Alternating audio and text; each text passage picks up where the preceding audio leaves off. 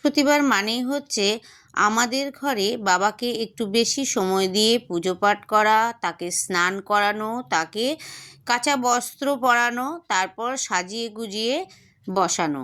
অন্যান্য ঠাকুরদেরও কিন্তু এই দিন ভালোভাবে পরিষ্কার পরিচ্ছন্ন করে বসানো হয়, কেননা অন্যান্য দিন আমরা অতটা টাইম দিতে পারি না। দেখো বাবা সুন্দরভাবে মুকুট পরে নিয়েছে, সুন্দরভাবে সবাইকে পরিষ্কার পরিচ্ছন্ন করে বসানো হয়েছে, বাবার পায়ে ফুল অর্পণ করা হচ্ছে। সমস্ত ঠাকুরদের আমরা তিনজন মিলেই কিন্তু পুজো পাঠটা করে থাকি।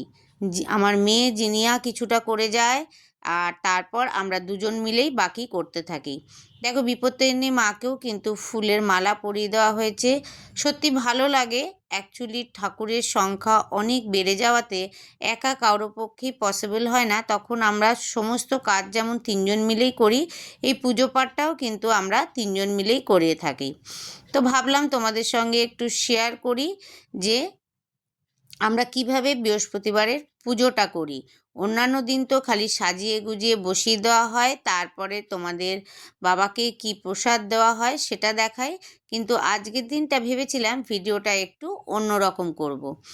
তো চলো দেখো সুন্দরভাবে বাবাকে রজনীগন্ধা ফুলের মালাও পরিয়ে দেওয়া হচ্ছে, এবং সত্যি মনটা খুব ভালো লাগে। বাবাকে বেলপাতাও দিয়ে দেওয়া হলো, যেহেতু সবাই শিবের রূপ হিসেবে বাবাকে ধরে, তাই শিব বা বেলপাতা কিন্তু দেওয়া সত্যি বাবার পায়ে উচিত।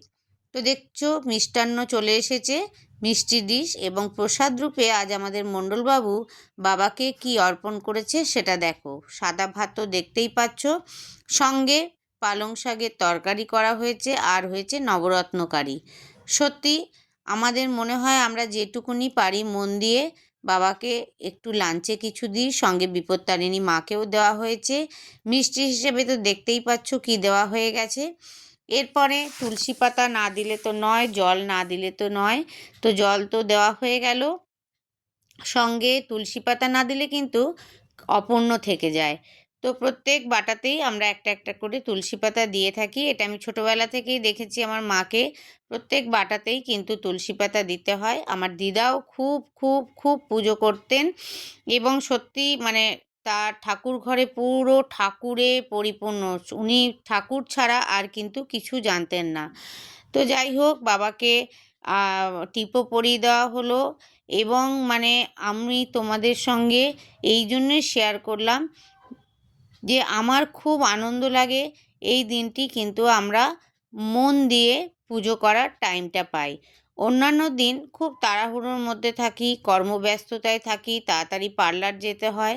মণ্ডলবাবু আরতি করে ফেললেন, আমি কিন্তু শেষের দিকে ভিডিওরই কাজ করছিলাম। বাকি লক্ষ্মীর বই পড়া, বাবার বই পড়া সব কিছুই করে ফেলেছি। লাস্টে একটা ঘিয়ের প্রদীপ দিয়ে বাবাকে একটু আরতি করে দিলাম। তো তোমাদের কেমন লাগলো এই ভিডিওটি অবশ্যই জানিও। আমি নিজের মতো করে তোমাদের সঙ্গে শেয়ার করলাম যে আমি কি কি করেছি। তো তোমরাও এইভাবে নিশ্চয়ই করো, আর সবার ঘরেই ভালো করেই পুজো দেওয়া হয়। সত্যি বৃহস্পতিবার যারা জব করে তাদের বৃহস্পতিবার ছুটি থাকলে একটি দিনই ভালো করে সময় পায়। তো যাই হোক, এই ভিডিওটা কেমন লাগলো অবশ্যই কিন্তু কমেন্ট সেকশনে জানাতে ভুলবে না। সবাই খুব ভালো থেকো, সবাই খুব সুস্থ থেকো, আর সবাইকে আবার শুভ বৃহস্পতিবারের অনেক শুভেচ্ছা। টাটা।